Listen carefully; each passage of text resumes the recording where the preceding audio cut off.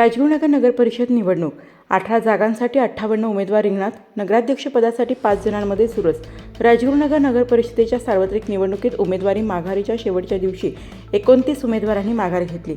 निवडणूक रिंगणात एकूण 99 उमेदवारांपैकी माघारीच्या 3 दिवसात 43 उमेदवारांनी माघारी घेतल्याने 3 नगरसेवक बिनविरोध झाले.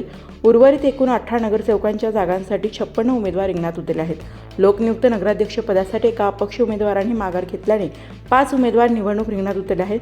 सोशल मीडिया आणि प्रिंट मीडियातून एका प्रभागात कोटीची आणि महिलेची 22 लाख बिनविरोध बोली लिलाव झाल्याची प्रसारमाध्यमांनी दाखवल्याने निवडणूक यंत्रणा खडबडून जागी झाली.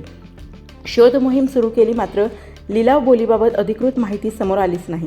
या प्रभागात एक अपक्ष बिनविरोध निवडून आला आहे, तर महिलांमध्ये तिरंगी लढतीचे चित्र स्पष्ट झाले.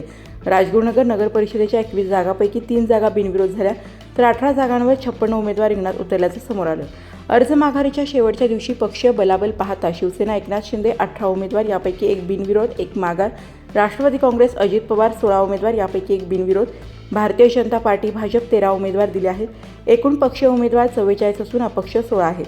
या निवडणुकीत प्रभाग क्रमांक 10 सुप्रिया राहुल पिंगळे शिवसेना एकनाथ शिंदे, प्रभाग क्रमांक 3 अनिरुद्ध दीपक सांडभोर राष्ट्रवादी काँग्रेस अजित पवार आणि प्रभाग क्रमांक 1 मधून नागरिकांचा मागास प्रवर्ग किशोर संभाजी थिगळे यांचा एकमेव अर्ज राहिल्याने बिनविरोध निवड निश्चित मानली जात आहे.